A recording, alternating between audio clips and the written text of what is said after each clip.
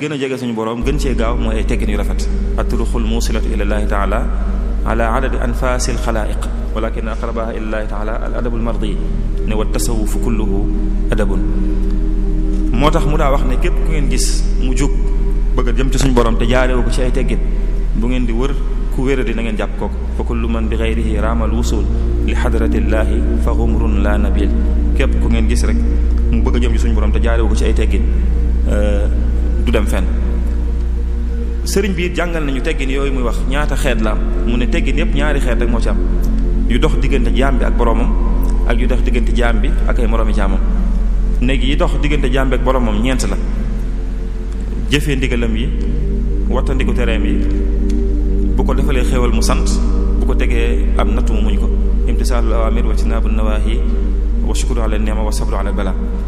ne teggin yi war a dox digganteem ak mbindeef yi ñett rek la mooy ku suñ borom teral mu teral ko, ku suñ borom jey mu jey ko, keneen ku mu banoon mu bakk noonu. takrimu mukram wa sidraj mustadraj wa tarku ghayrihima ala xaali.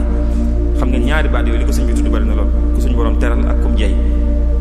yaa asiman kulli min istidraji wala sax suñ bi da koy junj di xasida yi. daan na ko filil mag ñi ne leen mukarram kuñ jey de mooy koo xam ne sas woo ko saa borom sas deselu ca dara ba ñax gum ca bàyyi rek da ko gisut. daane waaye moom it la mu bëgg suñu borom bawu ci dara nam ko bëggee amee na ko na ne kooku mooy ko suñu borom teral. ne leen mustadraj kuñ jey mooy koo xam ne sas wi ko suñu borom sas waxuma la jeexal ko waaye ak ñax sax dagg ko ca daane te teewul la mu bëgg yàlla di ko defal. ne loolu nag ab jey la. sëriñ bi daan na ko firi lu bari moo tax mu daa wax suñu borom mu musal ko ci lépp lu jëm ci ab jey. ndax mooy rek bu ñu gisee koo xam ne tegewul ci li suñu borom yoon wi suñu borom rëdd ba noppi li ñuy xool ñun di ko bëgg ci kaw suuf yépp mu di ko am na mu ko bëggee, yooyu jay la gu leen suñu borom di jay ngir bu ëllëgee mu gën leen a mën a yey. moo tax sëñ bi daa wax ne teggin yooyu moo am diggante jaam bi ak boromam ak digganteem ak moroomi jaamam na ngeen ciy def seen kéem kàttan te addabu fi alanin wa sirri ma al ali wa xalqihi bil birri.